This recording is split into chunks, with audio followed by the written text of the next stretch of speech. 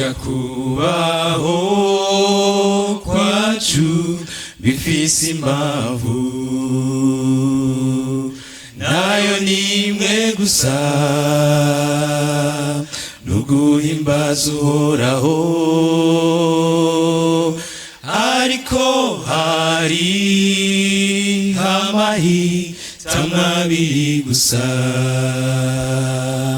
nugukorera uhoraho canke ukabireka burya kubaho kwacu bifise impamvu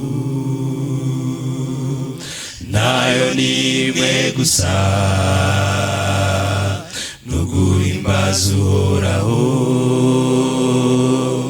ariko hari amahitamo abiri gusa nugukorera uhoraho canke ukabireka abusatwe tuzomukorera kugeza igihe azoduhemba tugeze mw'ijuru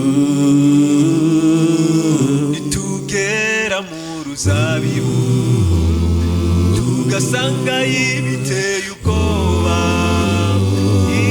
inkomezi z'umubiri zidashobora gufasha tuzohamagara nyene uruzabibu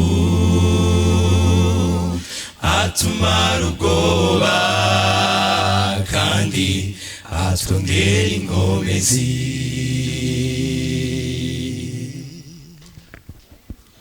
abo twapfukama hamwe ku karago k'amasengesho benshi baradusize ivyo biraduca intege gusa turarindiriye rya sezerano ryiwe kuko ritabesha naho ibihe vyohinduka gusa twe tuzomukorera kugeza igihe azoduhemba tugeze mw'ijuru nitugera mu ruzabibu tugasanga ibiteye ubwoba inkomezi z'umubiri zidashobora gufasha tuzohamagara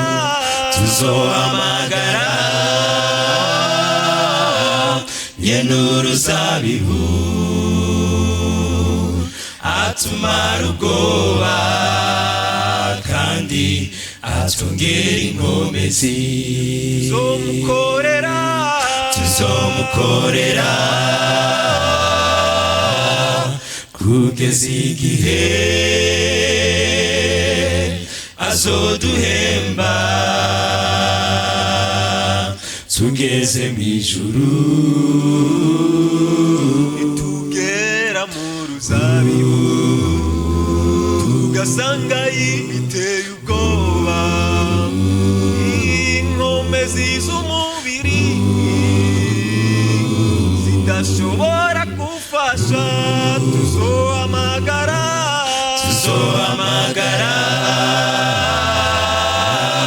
nyene uruzabibu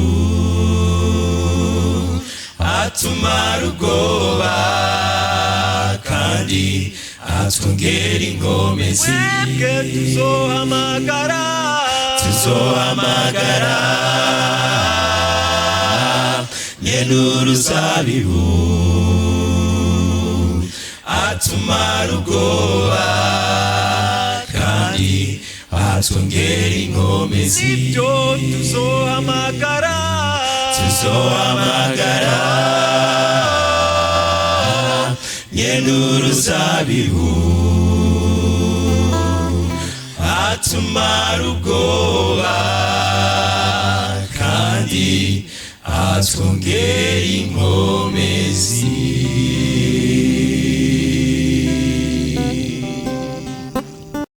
Ahamoro, mahoro mumeze neza? Yego. I hope you had a blessed Sabbath. nizera ko mwagize ibihe byiza by'isabato. I cannot hide my excitement.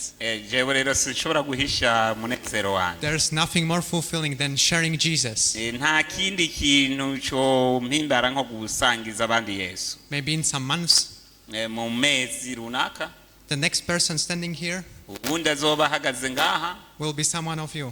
ashobora kuba umwe muri mwebwe. The purpose of these presentations Rero intumbero y'iki cirwa is not only to teach you something new, si kugira ngo ndabigishe ibintu bishasha, but it's also to show you ariko ni kugira ngo ndabereke how you can teach these things to others. ingene ari iby'igikundiro kwigisha abandi. Did you hear the music outside? Wumvise ya miziki aho hanze? That's the great controversy. Iyo ni intambara ihambaye. The battle between good and evil. Intambara iri hagati y'icyiza n'ikibi. We're making devil angry. Kuko turiko tubatera kurakara. We're on the right track. We're on the right track. Turi mu nzira nyayo.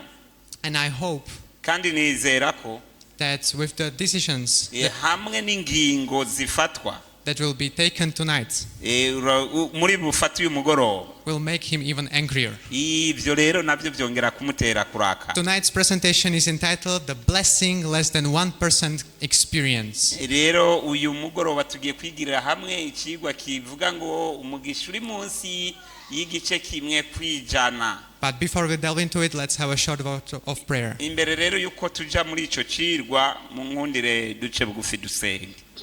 Dear Heavenly Father, Data uri mu ijuru, we come before your throne turagukengurukiye, to ask you for your special blessing. tuje rero kugusaba umuhezagiro wawe udasanzwe. We want to ask you for a cooperation. Turasavye ngo ukorane natwe Mwami.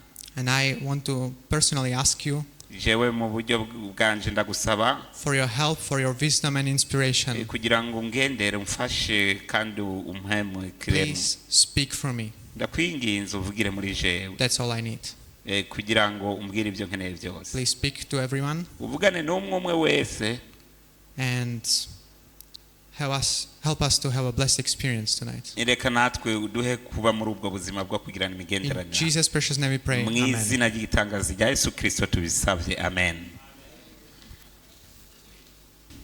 There is a blessing more than 99% of people miss every week. Hari imihezagiro ishika ku bice 99% abantu batakaza burindwi. And people from most religions miss this blessing too. Kandi abantu benshi bo mu madini menshi barahusha iyo mihezagiro cyangwa imigisha. Some don't know about it. Kubera ko bamwe ntibabizi. Others know about it, Abandi ushobora gusanga babizi. but overlook it. Ariko They overlook it. ugasanga babicako They misunderstood it. kuko ntibabitahure. And therefore they never experienced the blessing God intended to bring. Maze muri ubwo buryo ugasanga mu by'ukuri umuhezagira Imana yari ikeneye kudushikanako ntituriko turayironka. Many have been taught that this blessing no longer applies. Kuko bamwe barigishijwe yuko iyi mihezagiro itakishoboka. They as well miss this blessing. Maze nabo ugasanga bahushije iyo migisha. What do you think this blessing is? Mbega wibaza ko iyo mihezagiro cyangwa iyo migisha ari iki? That's what we're going to talk about this evening. Ico nico tugiye kuvugana ko kuri uyu mugoroba. Buried within the pages of Isaiah, buried within the pages of Isaiah, turiranwa n'impapuro za Isaya. we find one of the most remarkable promises God ever made. Dusanga mwo amasezerano adasanzwe Imana yatanze. Open with me Isaiah Muzingururire hamwe nanje igitabo cy'uwavugishije n'Imana Yesaya. chapter 58, Ni 58 verses 13 through 14. ku murongo wa 13 gushika ku murongo wa 14. I want you to read this blessing for yourself. ndagomba kusoma iyi mihezagiro wewe ubwawe. So please open it with me, and when you have it, say Amen. Ndagomba ko dusomera hamwe kugira ngo tuvuze nawe wikirize uti amen. So Isaiah chapter 58 verses 13 Ni Yesaya 58 murongo ni 13 gushika 14. When you are there, say Amen. Kandi ni wabari huri uvuga uti amen. Amen, amen. So it says here, Hagira hati verse 13, ni 13. if you turn away your foot from the Sabbath, Ni wakura ikirenge cyawe ngo ntukandagire isabato, from doing your pleasure on my holy day, ukareka gukora ibyo wigombeye ku munsi wanje wera, and call the Sabbath a delight. ariko ukitira isabato umunsi w'umunezero. And this is the blessing we are going to talk about tonight. Kandi iyi niyo migisha tugiye kuvuga uyu mugoroba. The holy day of the Lord honorable. Ukita isabato umunsi wanje wera ukawita uw'icubahiro, And shall honor him, not doing your own ways, ntukore ibyo ugomba ubwawe, nor finding your own pleasure, ntiwironderere gukora ibyawe, nor speaking your own words. ntiwirirwe mu bicandijandi by'ubusa. Then you shall delight yourself in the Lord. Nuko uzonezerererwa je uhoraho. And there is a beautiful promise. Iri ni isezerano ryiza. And I will cause you to ride on the high hills of the earth, Nanje nzoguha kugenda ujandagira ku mpinga and z'imisozi, feed you with the heritage of Jacob your father. kandi nzogutungisha ishamvu ya sogokuruza The Yakobo. mouth of the Lord has spoken. Uko akanwa kanje je uhoraho ariko kabivuze. Do you want to have this special blessing? Mbega uripfuza uyu muhezagiro udasanzwe? Who would like God to lift them about the struggles of this world? Ninde yifuza ko Imana imushira hejuru y'amarushwa y'inosi, Who would like God to give them the blessing He has promised to His people? kandi akifuza yuko Imana imushikana ko imihezagiro yasezeranye abantu bayo. This is the same Sabbath God instituted in Eden. Iri ni ya sabato nyene uhoraho yatanguza hariya muri Edeni. We read about it in Genesis chapter 2. Dusomye itangurira igice cya kabiri. Thus the heavens and the earth and all the hosts of them were finished. Nuko ijuru n'isi binonosorwa. And on the seventh day God ended His work which He had done, and He rested on the seventh day from all His work which He had done. Nuko Imana inonosora ibikorwa byayo ibyo yaremye byose ku munsi ugira indwi. And then it says, Maze igira iti, then God blessed the seventh day and sanctified it, nuko Imana ihezagira umunsi w'isabato iraweza, because in it He rested from all His work kubera ko muri wo ari we yaruhutsemo ibikorwa byayo byose which God had created and made. ibyo yakoze. In Eden, Muri Edeni, before sin entered the world, imbere y'uko icyaha cinjira mu isi, before the first people, Adam and Eve, imbere y'abantu Adamu na Eva, the Sabbath was created. isabato yararemwe. On the very first Sabbath day, Kandi ku munsi ku isabato ya mbere, it says there in the text, nk'uko igisomwa cyabivuze, God blessed the seventh day and sanctified it. Imana yeza umunsi w'isabato iraweza. And then it says further in the text, Maze hakabandanya hagira hati, God rested from all His work which He had created and Imana made. iruhuka ibikorwa byayo byose yakoze kandi yaremye. Do you think that God got tired? Do you think that God got tired? Mbega mwibaza yuko Imana yaruhutse kuko irushe, That He got exhausted after He created the world? yuko ibikorwa by'irema byayirembeje ku buryo ishobora kumva yoruhuka? Of course not. Iyo yaye siko namba. He rested to give us an example. Yaruhutse kugira ngo iduhe akarorero. He spent 6 days working. He spent 6 days working, Yari imaze iminsi 6 iriko irakora, creating the world, irema ibintu bitandukanye, creating the sun, irema izuba, the sky, ibicu, heavens, irema amajuru, plants, trees, animals, itera people. ibiti ibikoko abantu And then it says, on the seventh day, he rested from all his work. maze umunsi ugira indwi ngo iraruhuka ibikorwa byayo byose And he sanctified this day. maze iraheza yezu uyu munsi. How did he sanctify it? mbega uyu munsi yawejeje He gute? sanctified it by his special presence. yawejeje mu kubaho kwayo k'uburyo budasanzwe. This is the first blessing that we take from keeping the Sabbath. ibi ni wo muhezagiro wa mbere umuntu aronka mu kwitondera isabato. It's a day of his special presence. ni umunsi w'imboneka rimwe mu buzima bwacu kuko imana iba iri kumwe n'abantu bayo. Some months ago, I finished reading this book. mu mezi aheze narasozereye gusoma igitabo It's called The Man Who Couldn't Be Killed. cyitwa ngo umuntu akwiye kwicwa It's a very good and powerful. atashoboye kwicwa. It's a very good and powerful story. ni inkuru idasanzwe muri ico gitabo. This man was persecuted because of his faith. uyu yagomba kwicwa kubera ko ukwizera kwiwe. He spent, I think, many years in prison. yamaze imyaka myinshi cyane ari mu ibohero. That was during the communist China. na yava hariya mu bakomunisite b'abashinwa. And I very like it how he said, ariko narakunze cyane ingene yavuze when basically someone asked him to do something on Sabbath that he didn't feel comfortable doing, maze igihe bamubwira ngo agire ibyo akoze ku isabato nawe akumva ibyo bintu atakwiye kubikora. and the way he rejected it yaca byanka ibyo bintu. was that he said, yagira ati I have a special appointment with God today. mfise umubonano udasanzwe n'Imana uyu munsi. I can't do it because I have a special appointment with God. jewe ntabyo nokora kubera ko mfise rendezvous idasanzwe And that stood out to me. kandi ibyo ni iby'ingenzi kuri jewe. This is the same Sabbath God commanded to keep when he gave the 10 principles to Moses. iyi niyo yasabato nyene Imana iduhamagarira kwitondera igihe Imana yaha ibyagezwe 10 Mose. 10 principles to set his people free. ni bya byagezwe 10 twabonye ko bituma abantu baba bidegembya. So let's read the fourth commandment. ndusome hariya ku cyagezwe kigira kane. We find it in Exodus chapter 20. tugisanga muri kuvayo igice ni cya 20. And I'll be reading from the verse 8. turahera ku murongo w'8. Remember the Sabbath day to keep it holy. mwibuke kuziririza umunsi w'isabato. 6 days you shall labor and do all your work. mu minsi 6 mukore ibikorwa byanyu byose. But the 7th day is the Sabbath of the Lord your God.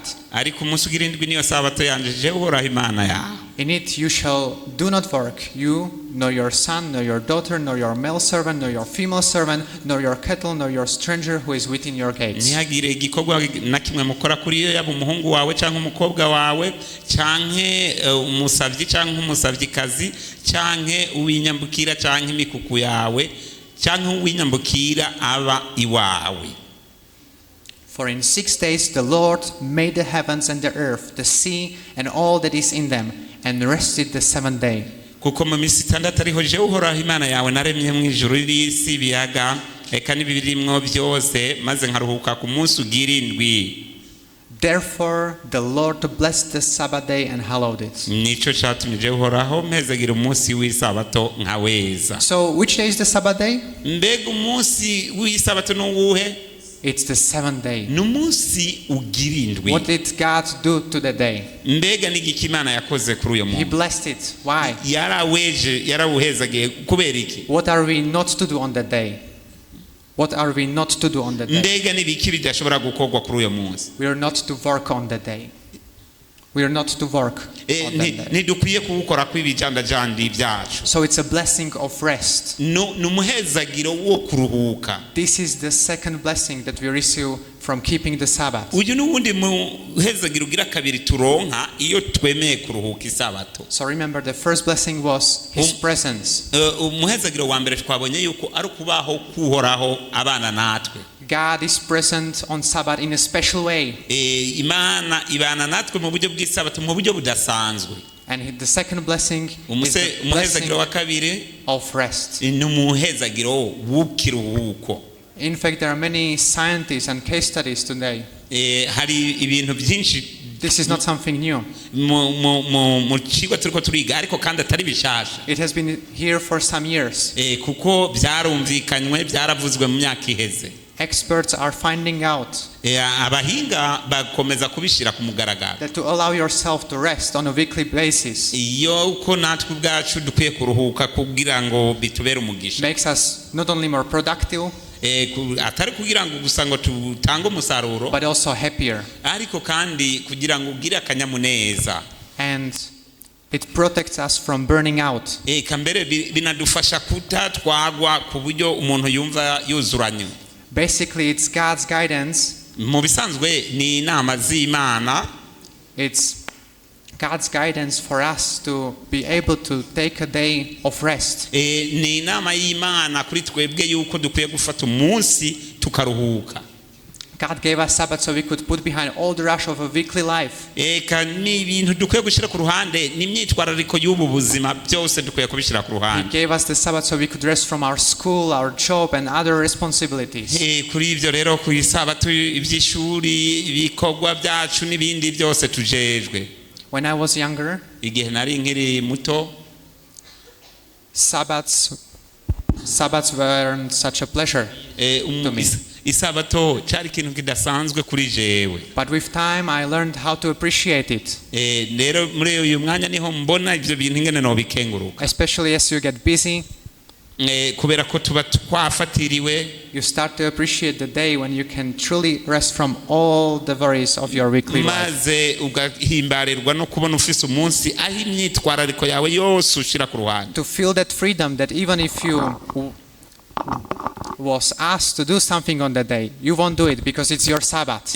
Mbere kumva ufise uyo mwidegembyo wo kuvuga uti naho bogira ico bansavye sishobora kugikora kuko ari umunsi wanje w'ikiruhuko. But you might ask, how can we know for sure which day is the Sabbath? Ariko rero ukomeza kwibaza uti mbega ni gute mu by'ukuri nomenya nakekeranya umunsi uhwana n'isabato wariwe. I'm going to share with you 3 simple reasons. None rero ngiye kubaha imvo zitatu Ziyoroshe. How can we know for sure which day is the ingene Sabbath? dushobora kumenya umunsi uhwana n'isabato So the wariwe. first reason is the calendar. Ubwa mbere imvo ya mbere ni kirangamisi. Nowadays many calendars muri iki gihe ibirangamisi byinshi start with Monday as the first day. bitangurana na lendi, umunsi ugira kabiri w'indwi. But it wasn't like this since ever. Ariko ibi siko byahoze uhereye ku ntango. In the original calendar, the week starts with Sunday. Kubera yuko mu bihe vya kera indwi yatangurana na dimanche. In fact, there are still some countries where their week starts with Sunday. Ego hariho ibihugu bimwe bimwe usanga koko indwi itangurana na dimanche nyene. You can also notice it on your phone or on your laptop or some online services. Mbere ushobora no kubirabira kuri telefone yawe ku mashini nyabwonko n'ibindi bikoresho dukoreye. You can set Urashobora rero kuregera which day do you want your week to start with. Urashobora kuregera ukavuga ati mbega indwi yanje yotangurana n'uwuhe munsi. And sometimes you have multiple options. Kandi tukagira amahitamo menshi. But it's usually either Sunday or Monday. Mu bisanzwe ariko uko bisanzwe bigaragara ni hagati ya dimanche canke lendi. The second reason is the languages. Imvo yindi gira kabiri yo bidufasha kubitahura ni indimi. And this is very interesting. Kandi iki kirambaye. In over 100 languages, hamwe ibihumbi n'ibihumbi by'indimi, the name for Saturday literally means Sabbath. bifise izina risobanura isabato canke samedi bisobanura uko tuyisoma isabato. In Spanish it's Sabado. Ntizizwi neza. In Italian, mu gukekeranya ntawo zimenya. In Spanish it's Sabado. Kubera yuko muri Kiespanyol bagira sabado. In Italian Sabato. Mu Gitaliyano bakagira sabato. In Russian Subata. Mu Kirusiya bakagira sabata. The very name of the day still carries the truth. Urumva rero iyi nkomoko y'iri zina nyene ikomeza kubitwaye ukuri. The third reason is the Jews. imvo igira gatatu ni ijanye n'abayuda. The Jewish people have kept the 7-day Sabbath abayuda bari basanzwe baziririza isabato umunsi ugirindwi, for thousands of years. kandi ibi byatwaye imyaka ibihumbi n'ibihumbi. I've heard from someone, numvise umuntu umwe agira, and this is not necessarily the case for all the Jews, kandi iki nibaza ko atari ko bimeze ku bayuda bose. but there are Jews hari abayuda bamwe who will tear off their paper toilets, the blocks, individual blocks, in advance, bagerageza gukwega kwa gapapuro bakoresha hariya mu kazu ka sugumwe, so they would not break the Sabbath. kugira ngo ntibashobore kuzirura isabato. I also heard that there are Jews kandi numvise ko hari n'abandi bayuda who would not click on a button in an elevator kugira ngo badanashobora gufyonda ku kabuto ka asansere ngo ibatware, because it also breaks the Sabbath. kuko bagira bati erega isabato twoba tuyiciye amazi. So they have special elevators where you don't have any buttons.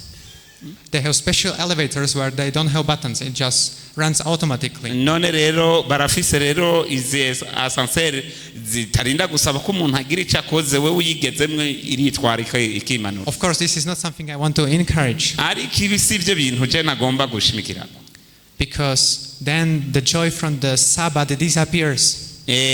kuko umunezero wa wundi umunezero dukeneye mu isabato ukamangana. But I'm only using the Jews as the example. ariko hano nagomba gukoresha abayuda nk'akarorero katwereka ibyo ari byo. So we would know for sure which day is the Sabbath.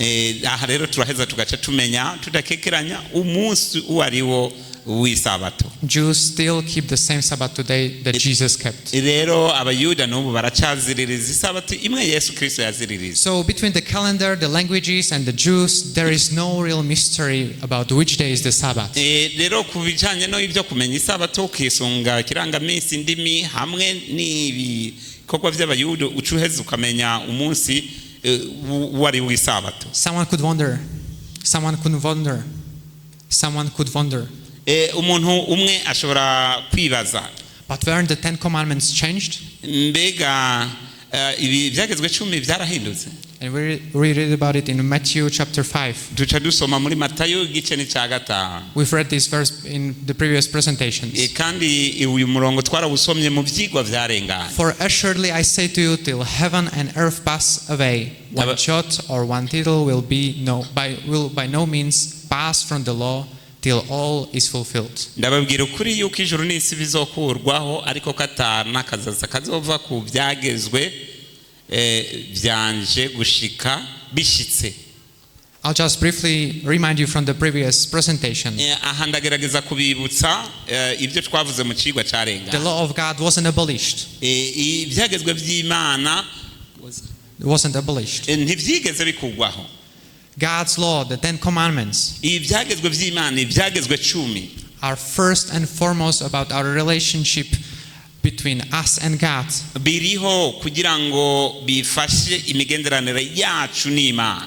Between us and our surroundings. eka mbere kugira ngo bidufashe twebwe hamwe n'ibituzengurutse cyangwa ibidukikije. How could this law disappear and the relationships not be affected? mbega ni gute Imana yokwemera yuko ibi byagezwe bivaho maze ngo imigenderanire nticikamangana? Back to the text. ariko kandi According to this passage from the Bible, twisunze iki gisomwa cyo muri Bibiliya, this is what we find in the New Testament. iki nicyo dusanga mu isezerano rishasha. Are any of the 10 Commandments changed? mbega ibyagezwe byarahindutse? No. oya. Can they even be changed? mbega byoshoboka ho guhinduka? No. oya. Remember, God had written them with his own finger onto a stone. mwibuke yuko Imana ubwayo iyo yabikorogoshoye ku rutare rw'ibuye. This is an exclusive situation. iki ni ibintu bidasanzwe. We don't read about something like that in the Bible, ntiturigera dusoma ibindi bintu In the rest bimeze of the bene Bible. ubwo buryo muri Bibiliya, in the rest of the Bible. mu bice bindi bisigaye bya Bibiliya, He engraved it onto a stone. kubera ko Imana yabikorogoshoye ku bisate by'amabuye. That means that it wasn't intended to be changed. yari ifise icyiyumviro yuko bitazigera bihindurwa. If God could change the law, imana rero yiza guhindura amabwirizwa, do you think that he would have not done it mbega mwibaza ko itari kubikora in order to find a different solution than to send his only begotten son mbega mwibaza ko yari kurondera iringi nyishu kiretse kurungika umwana wayo to w'ikinege die in such a cruel way? kugira ngo apfe urupfu rw'agashinyaguro? Someone could wonder, umuntu umwe rero ashobora kwibaza, but what about the New Testament? mbega isezerano rishasha ritubwira iki? Did Jesus not keep Sunday instead? Yesu Kristo yoba yaritondeye umunsi wa dimanche mu gishingo cy'isabato? Well, let's check it ourselves. Ego reka tuvyirabira ubwacu. This is how Jesus treated the Sabbath. Uku niko Yesu bwiwe yitondeye canke yaruhutse So isabato. open with me Luke chapter 4 verse 16. Tugende hariya muri Luka igice cya 4:16. He came to Nazareth where he had been brought up, and as his custom was, he went into synagogue on the Sabbath day and stood up to read. Aduga i Nazareti nk'uko yamenyereye aho yakuriye, maze nk'uko yamenyereye yinjira mu isinagogi ku munsi w'isabato, ahaguruka kugira ngo asome. So what was Jesus' custom on the Sabbath? Mbega akamenyero ka Kristo ku isabato karakahe? To go into synagogue and teach the scriptures. Kwari kuja mu isinagoge akigisha ibyanditswe. Okay. You might wonder. Ego rero ego. You might wonder, but urashobora kwibaza uti, wasn't the Sabbath changed after his resurrection? mbega isabato ntiyoba yarahinduwe inyuma y'izuka ryiwe? So let's continue reading in Luke. Ariko reka tubandanye dusoma ibyanditswe. I put the whole passage here, hano ndafise imirongo, but for the sake of the time, I'm going to simplify it a bit.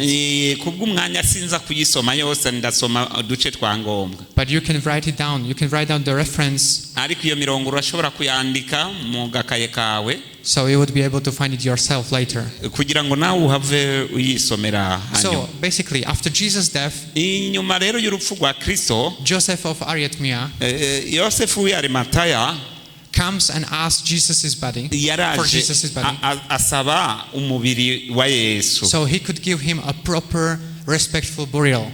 kubera ko yari yipfuza kumushingurana iteka. And then there are women watched. Then there are women hari hariho abakenyezi babyitegereza, who watched everything carefully bariko bakurikirana mw'ibyo n'ibyo ikintu cyose uko kiriko kiragenda, and help her with the burial anointing. bagaraheza baramutegura kugira ngo bamusige. And it is here that Luke records an important detail. Aho niho Luka yafatiye kugira ngo aheze ngo adushikirize ibi bikurikira. And they rested on the Sabbath according to the Ngo commandment. nuko bararuhuka ku isabato uko byagezwe. Many people celebrate Sunday Abantu benshi rero uyu munsi baninahaza dimanche, because that's when Jesus was resurrected. kuko bagira bati aho niho Yesu yazukiye. But then they completely overlook Ariko kandi baba bariko batsimba berekeza baja ahantu, that Jesus rested on Sabbath bakananirwa gutahura yuko Yesu yaruhutse ku isabato, so he would not break the rest. kugira ngo ntashobore kutaziririza Do you ikiruhuko. follow me? Mbega muriko murankurikirana? Jesus is resurrected on Sunday, Yesu yazutse ku munsi wa dimanche, so he would not interrupt the Sabbath special peace. kugira ngo ntashobore guciramwo umunezero cyangwa amahoro duhabwa n'ikiruhuko cy'isabato. What about Jesus' disciples? Mbega intumwa za Kristo zo bite? Well, we just read that they kept the Sabbath before Jesus was resurrected. Eka turabona yuko turasoma yuko bitondeye isabato imbere yuko Yesu azuka. And let's see whether there is anything that changed after Jesus rose from the dead. Eka mbere turanaraba nimba koko hari byahindutse Yesu amaze kuzuka. Let's find out. Reka turabe. Acts chapter 13 and passage beginning from the verse 14 until verse 16. N'ibyakozwe n'intumwa 13 umurongo wa 14 gushika 16.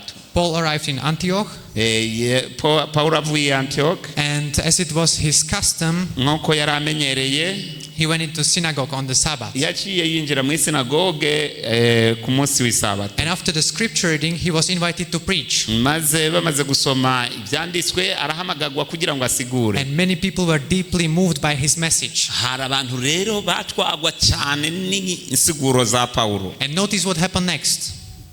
Notice what happened next. mbega n'igiki cyaciye gikurikira. It says the Gentiles begged that these words might be preached to them the next Sabbath. nuko abanyamahanga bari aho baravuga ngo aya majambo aziyongere avugwe no ku yindi sabato. That's where we read about the Sabbath again. Vuga ngo isabato igiye kuza. And then in the verse 44 it says, on the next Sabbath almost the whole city came together to hear the word of God. Kuko havuga ngo ku isabato ikurikiye ababa mu gisagara nka bose baza kumva amajambo y'Imana. Many Sunday worshippers Mu bantu benshi basenga ku munsi wa dimanche often refer to the early church. kenshi bafatira ku ishengero ry'intumwa. How did the early church do it? ngo mbega ishengero ryabikora gute. And this is the example of how the early church did it. kandi aka niko karorero k'ishengero ry'intumwa uko ryakora ibintu. They continued gathering in God's house on Sabbath. babandanya gukorana mu nzu y'Imana ku munsi w'isabato. Nothing did change. nta kintu na kimwe kigeze gihinduka. They continued preaching, babandanya basangira ijambo ry'Imana teaching and praising God. maze bakahimbaza Imana. Acts is full of these examples. kandi aha niko karorero kari ko gukurikizwa. Another passage. Uwundi murongo wa Bibiliya. Now when they had passed through Amphipolis and Apollonia, they came to Thessalonica, where there was a synagogue of the Jews. Then Paul, as his custom was, went into them and for 3 Sabbaths reasoned with them from the scriptures. nuko amaze guca muri ibyo bisagara nuko amara amasabato 3 aharira nabo ibyanditswe byera n'ibyakozwe n'intumwa 17 umurongo wa mbere It gushika was kabiri. Paul's custom to preach on Sabbath. rero wari umuco cyangwa wari umugenzo wa Paulo kwigisha ku munsi w'isabato. All Christians, kandi abakristo bose Jewish or Gentiles, abayuda n'abandi batari they abayuda all followed the same example. bahama bakurikiza ako karorero. And he reasoned in the synagogue every Sabbath and persuaded both Jews and Greeks. kuko hano havuga ngo nuko aharira buri sabato n'abayuda hamwe n'abagiriki. Even Greek converts went to church on the Sabbath. eka mbere n'abagiriki bahinduka baja kuruhuka baja ku rusengero ku munsi w'isabato. And so if Jesus and the apostles and the early church all kept the 7th day, nimba rero Kristo hamwe n'intumwa ziwe bose baritondeye bakaziririza umunsi ugira indwi, where did Sunday come from? none uyu munsi wa dimanche cyangwa wa mbere w'iminsi indwi waje uvuye? Not from the Bible. ntuva muri Bibiliya, There is no verse for it. kubera yuko ata murongo There is n'umwe wa no Bibiliya single verse about it. ubishingira intahe. nta murongo wa Bibiliya ubishingira intahe. I'm going to tell you a bit about the background of this change from Saturday to Sunday. ariko ndagiye kubabwira mu majambo avunaguye ingene vyaje irihinduka ryo kuva ku munsi w'isabato bikaza ku munsi wa mbere w'iminsi indwi. Sunday began as a pagan day, kubera ko dimanche ni umunsi wari uhariwe abapagani, the day of sun. ni umunsi wari uhariwe ikigirwamana zuba. And many Christians over time kandi abakristo benshi bo muri ico gihe began to move away from the Sabbath. batangwe rero kuza barava ku by'isabato. They didn't want to be associated with the Jews. kuko bavuga baterega ntidukwiye kwifatanya n'abayuda. They wanted to separate themselves from them as much as possible. maze bagatangura kwiyumvira ko bakwiye kwitandukanya nabo. And some other people chose Sunday because Jesus rose from the dead on the day. abandi bakavuga batereka duhitemwo dimanche kuko ari wo munsi Yesu Kristo yazukiyeko. And it was quite an easy transition ni rero muri uku guhindura because many people were worshiping Sunday already. abantu benshi kuko bari basanzwe mu migenzo yabo basenga uyo munsi w'izuba. So it was quite comfortable to adapt.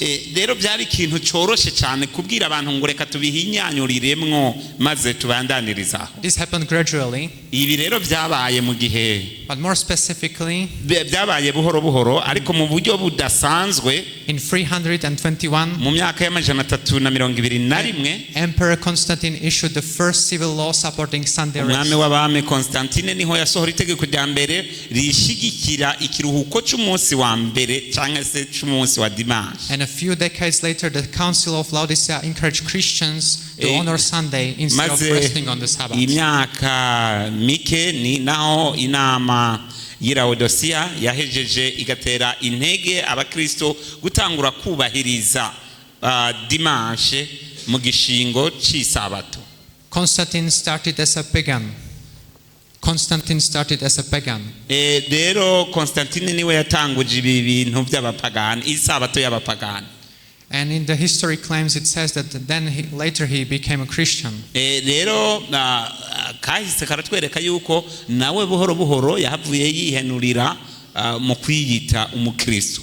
But I would say it's very questionable if I would consider himself being Christian. Ariko rero cyakomeje kuba ari kibazo umuntu yokwibaza ko hamwe wokwibwira ko Constantino yigeze kuba umukristo. Anyway, this is how Sunday gradually replaced the biblical Sabbath. Ariko nguko uko dimanche yagiye buhoro buhoro ihindura isabato ya Bibiliya. But there is this one problem. Ariko kandi ngiyi yindi ngorane yariho. You will not find a single command.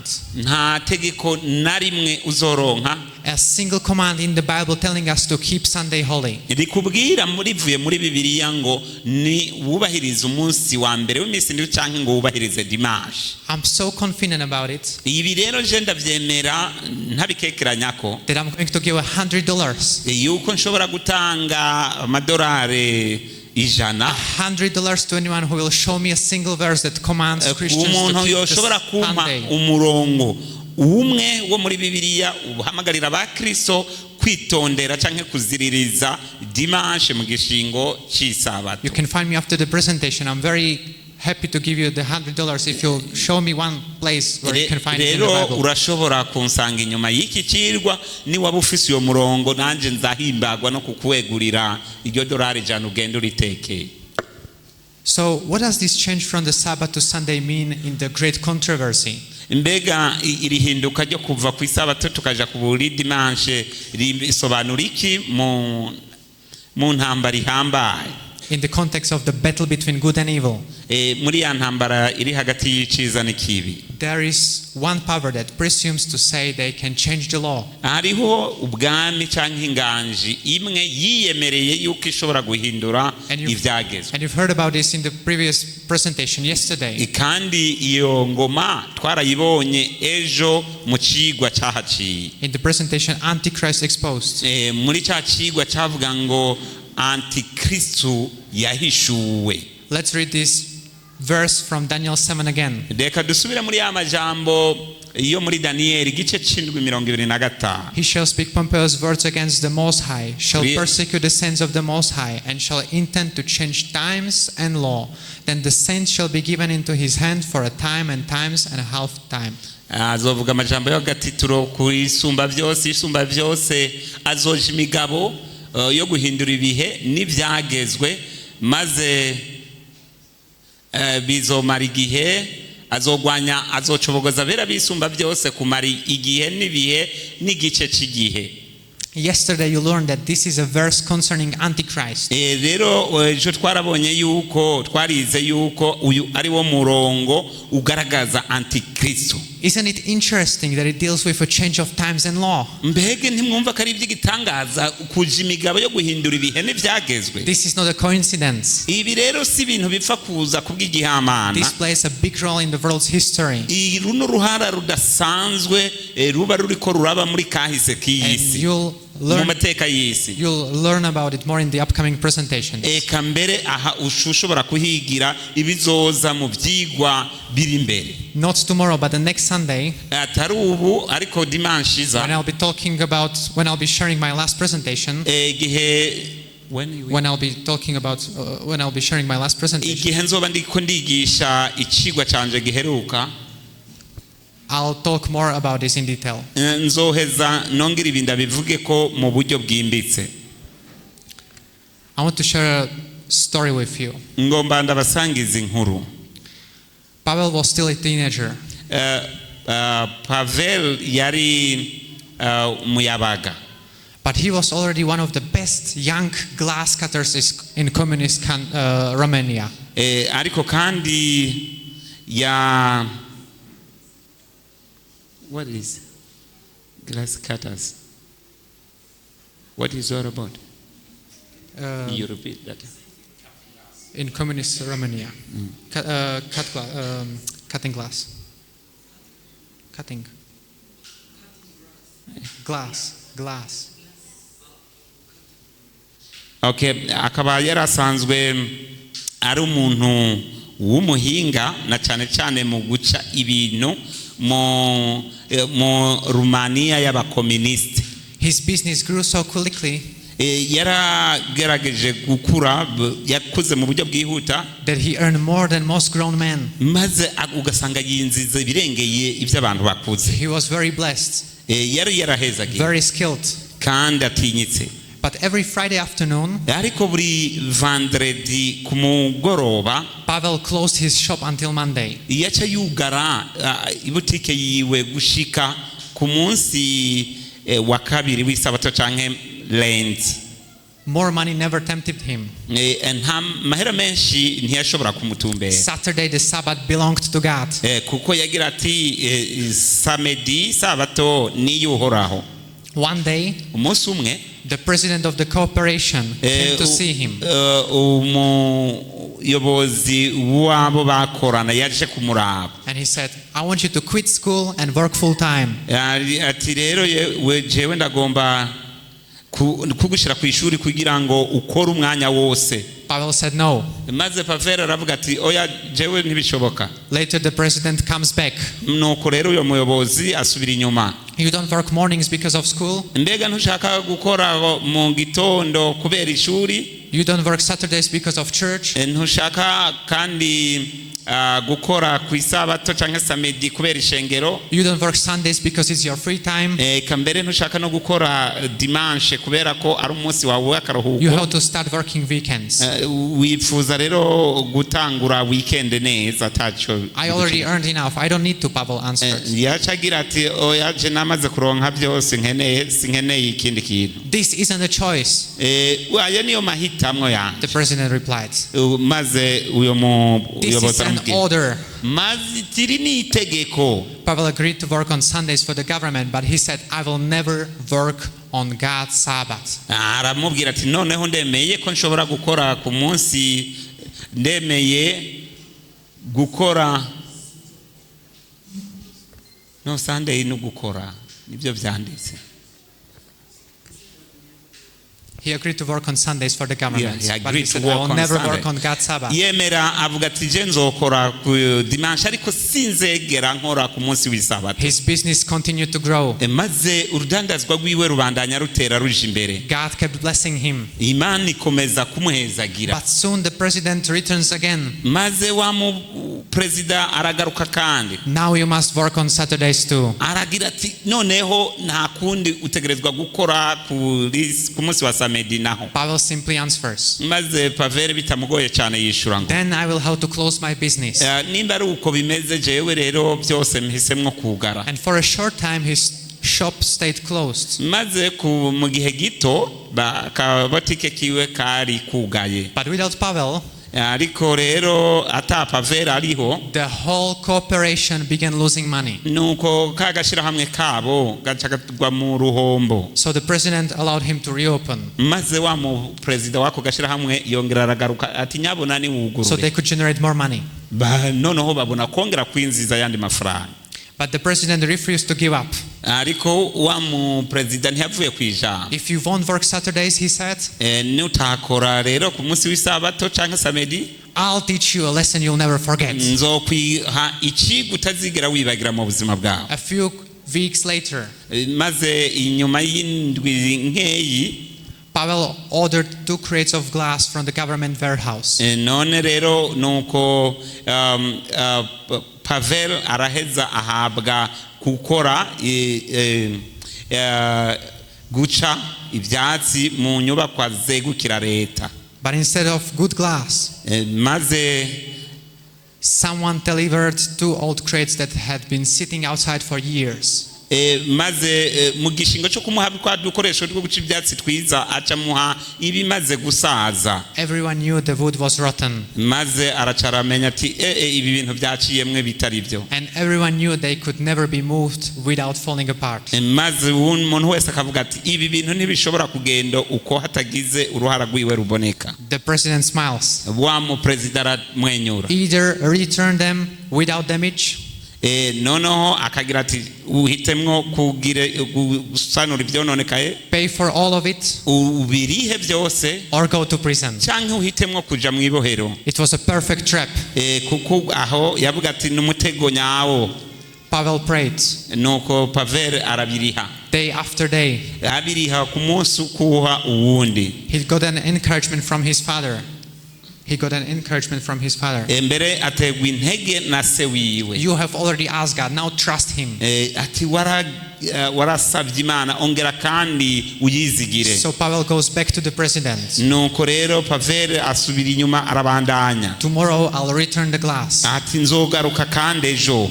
The next day he hired a truck with a crane. Nuko rero asaba uwo mu itrake canke igikamyo kugira ngo kize kimufashe. The president came to watch. Maze president wa kagashirahamwe kabo aza kugira ngo His amukurikira. workers came to watch. Maze abakozi bose baza kwitegereza ibyo Pavel agira ko. Customers came to watch. Abakiriya biwe baza kuraba ibiriko biraba. Soon a crowd gathered. Eka mbere igugu ry'abantu rirakorana aho kugira ngo rikurikirane. The driver looks at the rotten crates and says, shakes his head and says, "These will never hold." Ibi bintu ntibija gushoboka, uko niko umushoferi wa ya truck yavuga.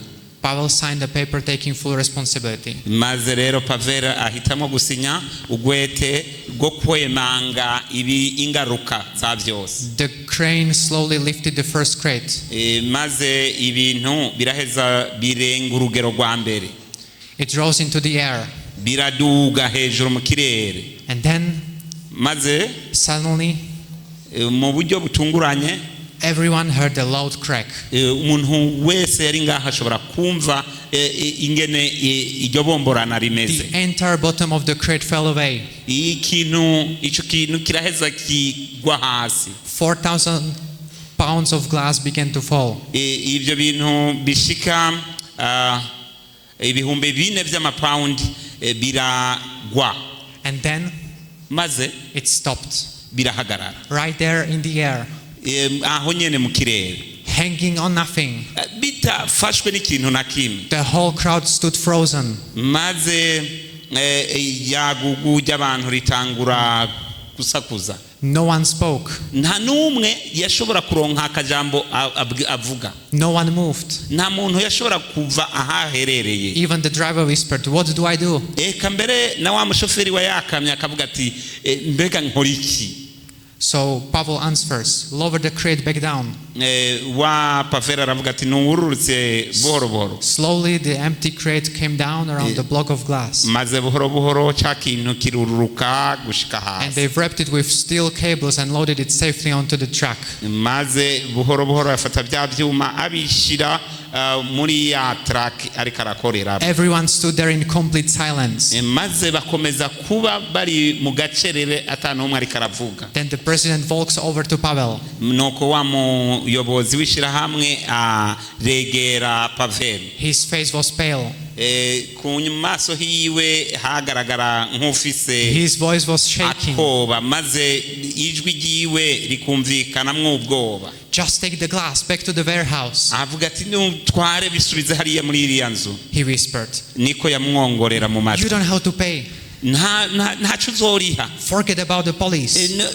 Reka kwiyumvira iby'abapolisi. Just leave your business. Vaho muri ubwo rudandazwa rwawe. And please, kandi ndakwinginze, don't curse me or my family. Ntubandanye umvuma canke ngo uvume umuryango wawe. He believed yaciye yizera ko that if Pavel's God could hold 4,000 pounds of glass in the air, yuko Imana ya Pavel ariyo yashoboye gusamira mu kirere ibihumbi 4 vya twatuntu tutegura utwatsi mu kirere, that the same God could also deal with him. kandi iyo Mana nyene kariyo izoshobora kubana na yashoboye kubana nawe. I'm very much aware that this might be a big shift for many of you.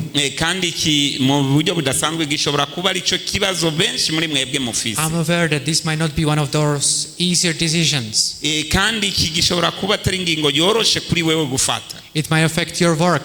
Ishobora kugira ubwaku ku kazi kawe. It might affect your studies. Ishobora kugira ubwaku ku vyigwa vyawe. Or you might not be accepted by your family. Kambere ishobora no kugira ishobora no kutemegwa n'umuryango wawe. I very much understand you. Ibi rero biratahurira. God understands you. Imana iragutahura. I can tell you from my own experience. Je ndashobora kukubwira mfatiye ku byo naciyemwo bwanje. Besides me, my parents and my younger sister, Havuye jewe na mushiki wanje muto. none of the rest of the family is Adventist. Nta wundi mu basigaye bo mu muryango ari umwadventist. We've never been really accepted.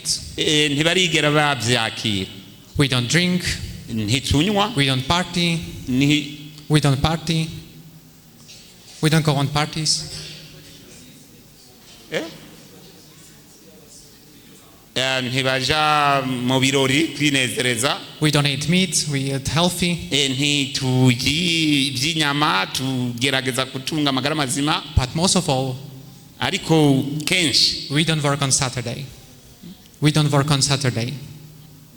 But most of all, we don't work on Saturday. ntituja ku kazi ku munsi w'isabato. Slovakia is a very Catholic country. None rero ibi bihora biza mu gihugu.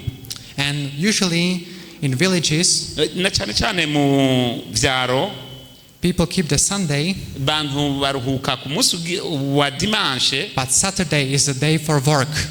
maze samedi ukaba umunsi wo kuja kuriko. Saturday is the day when you take care of your house. Ushobora kuba umunsi wo kwitwararika udukorwa two mu rugo. Saturday is the day when you take care of your family and other things. ukabana n'umuryango wawe n'ibindi bintu. You fix the things around your house. kugira ngo urabe utwutunganya ku rugo rwawe. You work on your garden. You work on your garden. Wewe ukaraba ibyawe. Especially with my grandma and my uncle. Especially with my grandma and my uncle. Iyo ndi kumwe na marume. It's very hard to find understanding. Ni gake dushobora gutahurana. They can't understand that I'm not willing to help them on Saturday. That I'm not willing to help them on Saturday. Birabagora gutahura yuko jewe ntoza kubafasha ku munsi w'isabato. When they want to clean or tidy, or when my uncle was building a house. Mu gihe bagomba kugira isuku ngo bategure inzu yabo. What I tell them usually is, rero icyo nkunze kubabwira ni iki. Look, I'm willing to help you. I want to help you. jewe ati nimurabe nipfuza kubafasha. Choose any other of the remaining 6 days. Iraba mu yindi minsi ukuyemwo mu minsi yindi 6 isigaye havuyemwo isabato. But on Saturday it's my special rest. Kubera yuko jewe samedi ari umunsi wo kuruhuka. I have an appointment with God. Ndafise umubonano n'Imana. But they never really understand. Ariko ibyo bintu ntibigera babitahura. They always have unpleasant comments about keeping the Sabbath. Baraheza bakavuga amajambo atari meza na cyane cyane kubijanye n'isabato. With my studies, hamwe n'ivyigwa byanje. When I was in high school, I was taking one of the most difficult programs in my high school. Igihe nari mu mashuri yisumbuye nakurikirana igisata nibaza ko cyari kigoye. My classmates often studied entire weekends. Abanyeshuri twigana biga mu minsi yisoze 7. Every day would come handy. Maze bakaza. Especially during the season of exams. Na cyane cyane mu bihe by'ibibazo. You would want to study as much as possible. Gusaba kwiga ku rugero rushoboka gose. But I had basically every week 1 day less. Maze hakaba burindwi hagasigara umunsi umwe. 1 day less to prepare because of the Sabbath. Umunsi umwe wo kwitegura ku bw'isabato. But I can tell you ariko nshobora kubabwira ko that by God's grace, kubw'ubuntu bw'Imana, even though nubwo I often didn't have time to study and prepare for everything, nubwo ntashobora kuronka umwanya wo gutegura ibintu byose, even for my graduation, rero n'igihe cyo guhabwa urupapuro I rwanjye didn't manage to go through everything. sinashoboye gusubiramwo ibintu byose nk'uko But I bitegeka. wanted to stay faithful. Ariko jeho numva nkwiye I gukomeza didn't kuba want to mwiza. break the Sabbath. Sinifuza gukengera I isabato. wanted to honor God about my school. Nifuza kubaha Imana biciye mu vyigwa I vyawe. wanted to put Him over my exams. Kubera ko Imana nayishira hejuru y'ibizami ndi bukore. And I can tell you Ndashobora kubabwira rero that by God's grace, kubw'ubuntu bw'Imana, even with the one day less every week. na wa munsi umwe jewe ntashobora kuronka burindwi uw'abandi baba bariko baritegura. And I'm not saying this to boast, ibi sindiko ndabibabwira kugira ngo nirate kuri mwebwe, but because I want to glorify God, I want to give glory to God. ariko ndagomba kunina hazimana Imana ngo abari yishigwa hejuru, Because He is always faithful. kuko iyo Mana yo yamara And umwizigirwa. when we put Him first, He'll take care of us. Iyo tuyigize nyambere iraheza nayo ikatwitwararika.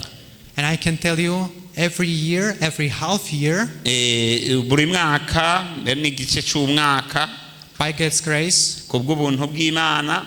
So in Slovakia, you have grades from 1 to 5, and 1 is the best and 5 is the worst. In Slovakia, you have grades from 1 to 5. Ni nkaho wowe ufise ibintu kuva kuri kimwe kuri gatanu, And 1 is the best grades, kandi urabona kujya kuntu batanga amanota bwa mbere niyo manota meza, and 5 is the worst grade. ibindi bitanu bindi bisigaye na manota bayabaye. And every half year, also at the end of the first half of the year and also at the end of the second half of the year, 4 times the entire high school. Rero nk'uko ibyiciro by'amashuri byabo byubatse mu gice cya mbere cy'umwaka w'ishuri n'igice cya kabiri cy'uyo mwaka w'ishuri kugira ngo uheze umwaka w'ishuri maze ibihetangabo bine. I had straight ones since the first year until the rest of the high school as the only one from my program, from not only my class but the entire program of the high school. Rero muri ibyo byiciro byose muri ayo nteguro yose nama ndonka ako gace ako bita gace ka mbere muri iyo myaka yose atari mu ishuri ry'iwacu gusa ariko mu nteguro yose. I was the only one who graduated from my high school from my program with only straight ones. Rero ni jewe jenyene nashoboye gusozera ayo mashuri muri iyo nteguro uko kuntu batanga amanota ako gace ka mbere ariko karanga amanota yanje. I even won a national competition. Naranagiye mbere no mu irushanya ry'igihugu cyose. God blessed me tremendously. Imana yarampezagiye cyane. But I'm not giving the credit to myself. Ariko ibi rero si kubwanje gusa ngo nini nahaze. God gave me wisdom. Imana yampaye ubwenge. But many times I could sense that He was intervening. Many times I could see that He was intervening. Rero ibihetangabo byinshi narumva yuko ari yo nyene iri kiranyigisha. I even had a teacher Nabana n'umwigisha who determined yari yarafashe ingingo that he would give me a lower grade. Yuko azompa amanota mabi. So he would teach me what the practical, what the life is like in reality. Yipfuza kunyigisha icyo ubuzima mu binyakuri buri. I had teachers that really wanted me to have a lower the grades. Maze uyo mwigisha kanyigisha ingene mu by'ukuri nshobora gushikira kuri ayo manota. But by God's grace it never happened. Ariko nubwo yarafise uyo mutima kubw'ubuntu bw'Imana ibyo ntibyigeze bishika. God was always faithful. Nama Imana igihe cyose yamara umwizigiro. I could share a story with you. I could share a story after story with you. No basangiza inkuru ku yindi. God is so faithful. Kubera ko Imana yacu ari umwizigirwa. In Matthew chapter 10:37 it says, Matayo ni 10:37 that even those who put their family, their parents, their mom, dads above God, yuko abantu bashira imbere imiryango yabo abavyeyi babo bakabarutisha Imana, they're not worthy of God. abo ntibabereye kwitwa abo mu bwami bwiwe. But we also have this beautiful promise in Mark.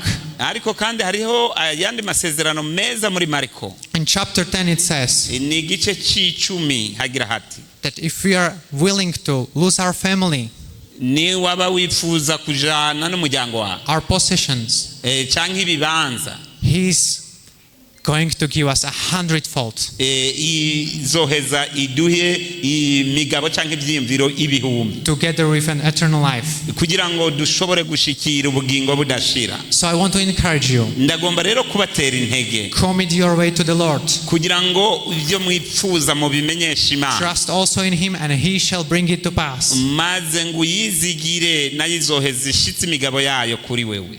And as my very favorite verse says, Kandi umurongo nkunda cyane n'uyu, seek the first ngo nimurondere ubwa mbere Seek first the kingdom of God and his righteousness. murondere ubwa mbere iby'ubwami bw'Imana no kugororoka And kwayo all these things shall be added to you. maze ibisigaye byose izo bibaha canke muzovyongerwa.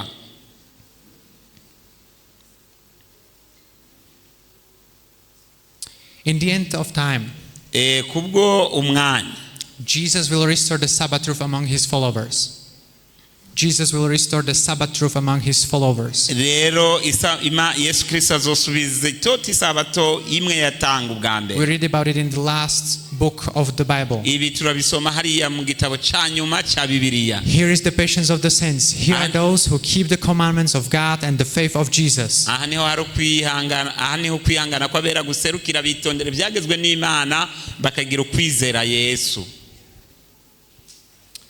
And it says, and the dragon was enraged with the woman, and he went to make war with the rest of her offspring, who keep the commandments of God and have the testimony of Jesus Christ. Nuko cya gisato kirigira ngo kikigirira ishari wa mugore kigwanye abasigaye bo mu rubyaro rwiwe n'abitondera ibyagezwe n'Imana bagashingira intahe Yesu. They all keep commandments. Ni ukuvuga ko bose bitondera ibyagezwe n'Imana. God's faithful people keep his commandments. Abantu babizigirwa b'Imana bitondera ibyagezwe This byiwe. makes Satan very angry. Ibi rero birarakaza cyane Satani. But his motivation to turn God's faithful people against God is failing. Ariko kandi ibi nubwo byoba biri uko ntashobora kugira icyo akoza abantu b'Imana kuko yoneshwa. I want to close with an illustration Ndagomba rero gusozera ntanga kakarorero. that will also be a summary to our tonight's presentation. Twebwe twese twashoboye kumva kuri iki cigwa cy'uyu mugoroba. Let us suppose that you and I were taken to the judgment bar of heaven. Reka rero dufate yuko jewe na mwebwe twashoboye guterurwa tugashikanwa imbere y'intebe y'imanza z'Imana mu ijuru. And God were to ask us, Maze Imana ubwayo ikatubaza, why did you go to church on Saturday? mbega ne kubera kuja kuruhuka cyangwa ku rusengero ku isabato? And I would have to say, Jeho nogira nti listen to this. munyumvirize. Lord, in the beginning of Genesis, Mwami mu itanguriro mu ntango z'itanguriro the first book of the Bible, mu gitabo cya mbere cya Bibiliya you kept the first Sabbath on the seventh day. ni wewe wasigamye isabato ya mbere ku munsi ugirindwi Then you gave your Sabbath to Adam. maze urayihereza Adamu. After that, Noah, Abraham, Isaac, Amazi nyuma yaho Jacob, Nowa haza Aburahamu, Isaka na Yakobo. and Joseph kept your Sabbath. Eka mbere na Yosefu yitondeye isabato yawe. Then when you delivered the children of Israel out of Egypt, Kandi igihe wakura Abisirayeli muri Egiputa, before you even wrote the Ten Commandments on stone, imbere yuko wandika ibyagezwe 10 ku bisate by'amabuye, you gave them the same Sabbath. watanze iyo sabato nyene. Then you pronounced the unchangeable nature of the Sabbath by inscribing it on Uraheza stone. uramenyesha kudahinduka kw'ibyagezwe byawe. Moses kept it. Mose ibyo The yarabizigamye. Israelites kept the same Sabbath for centuries. Abisirayeli barazigamye iyo sabato nyene ibinjana n'ibinjana. Even after they went into Babylon and after they returned to the land of Canaan. Eka mbere n'igihe baje Babuloni mbere bakagaruka no mu gisagara cy'i You Kanani. instructed them to keep the Sabbath through Nehemiah, your servant. Wabigishije kwitondera isabato biciye mu musabyi wawe Nehemiya. Then you came, Lord, to this earth. uraza kuri ino si. And as your custom was, you went to synagogue on the Sabbath. Eka nk'uko wari umenyereye waja mu isinagogi ku munsi w'isabato. Your disciples, Matthew, Peter, John, and even Paul, kept the same Sabbath that you gave them. Abigishwa bawe Matayo, Petero, Yohana, eka mbere na Paulo bitondera isabato wabahaye. Then in the book of Isaiah, you stated that the same Sabbath would be kept throughout the eternity. Kandi mu gitabo cy'uwavugishijwe nawe Yesaya wavuze ku isabato yawe izokwitonderwa gushika ibihe bidashira. Lord, that's why I kept the seventh day as the Sabbath. Mwami, icyo nicyo gituma nziririza nkitondera umunsi w'isabato, umunsi ugirindwi w'isabato nk'uko ariyo sabato. Now suppose None kandi dufate nkaho God turns to you Imana yo guhindukirira nawe and he asks, maze ikakubaza, why did you go to church on Sunday? kubera iki uja ku rusengero The first day of the week. ku munsi wa mbere w'iminsi indwi canke dimanche? Who in the Bible will you turn to as your example? mbega ni hehe muri bibiliya uzohindukirira ngo uhakura akarorero? Who in the Bible will you turn to as your example? ninde uwo muri bibiliya uzohindukirira ko ngo akubera akarorero? I want to leave you with this thought-provoking question. ndagomba rero kubasigire iki kibazo. And for those of you who keep the Sabbath already, kuri mwebwe musanzwe mwitondera isabato, let me ask you something different. mureke mu nkundire ndababaze ikintu gitandukanye n'icyo. The real question for us is not just which day we keep, ikibazo kuri twebwe mu by'ukuri si umunsi twitondera but cyangwa it is turuhuka, how we keep it. ariko ikibazo ni gute turuhukako. Has the Sabbath become just a habit? mbega isabato ubwo ntiyacitse muco canke akamenyero, Or is it still a delight? canke ikintu wumva gusa kiguhimba? Tonight, who wants to stop keeping the Sabbath out of duty? rero uyu mugoroba ni ngombwa ko duhagarika isabato, tutayifata gusa nko guhagarika ibikorwa, And start delighting in it again. ariko kandi tuyigiriramwo umunezero mu bundi buryo. Who is willing to put God first ninde ari buhitemo kugira imana nyambere by keeping the Sabbath faithfully, mu kwitondera isabato nk'uko byagezwe, without making exceptions, atari mu gushiraho ama exception, without compromising atari na cyane cyane kwiyanduza mu buryo because butandukanye, of your work or studies or your family? akarorero ibyigwa canke iby'imiryango yacu. If it's your desire nicaba ari cyo cyifuzo cyawe to rediscover that delight in the Sabbath day, kugira ngo unezerererwe isabato, umunsi w'isabato, please raise your hand. ndakwinginga ngo uramvure ikiganza cyawe. Amen. Amen. Thank you. God sees that. murakoze cyane, imana irabibona. Let's pray.